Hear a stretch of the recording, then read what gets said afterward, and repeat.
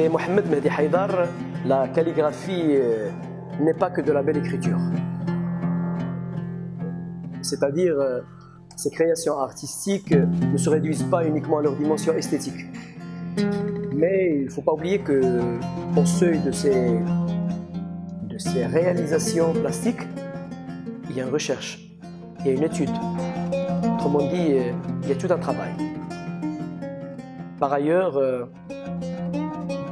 la composition de ces toiles ne met pas en avant uniquement la lettre qu'il a choisie. C'est-à-dire, quand il travaille sur la lettre arabe, sur Al-Harf al-Arabi, il n'y a pas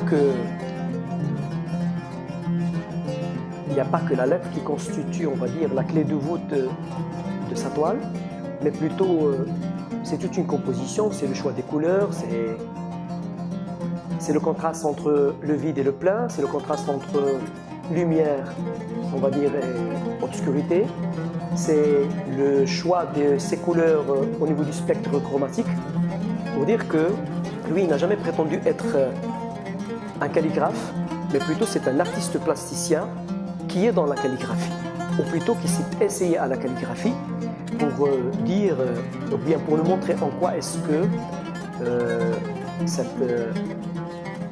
on pourrait dire, cette création autour de la calligraphie est porteuse de plus d'un message.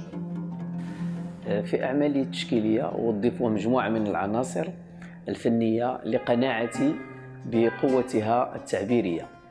أولاً الحرف العربي لما له من طواعية وتعدد أشكاله أو أشكال الحرف الواحد، ثم الخط الجرافيكي الانسيابي الناتج عن تحريك النقطة في اتجاهات متعددة، ثم اللون المتمثل في خلفية اللوحة وفي أبعادها ومستوياتها طبعا، ثم أخيرا المادة التي تضفي الملمس الخارجي للوحة.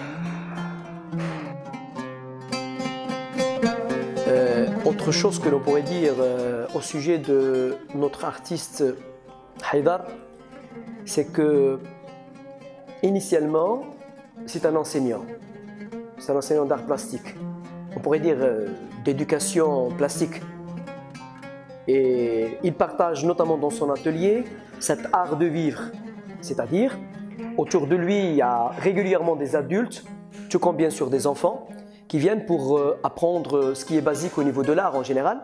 Mais ce qui a attiré mon attention, puisqu'on parle de la calligraphie, c'est que autour de Mehdi Haïdar, il y a des calligraphes juniors. C'est-à-dire il y a des gens qui veulent apprendre, qui aiment apprendre et qui cherchent plutôt même à aller plus loin au niveau de cette calligraphie. Et je pense que c'est une bonne chose.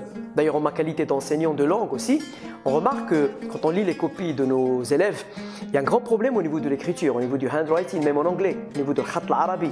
Donc c'est une bonne chose, on vient pour apprendre peut-être une forme artistique, mais en parallèle, on vient pour parfaire, pour perfectionner notre, on va dire, art d'écrire, notamment en arabe.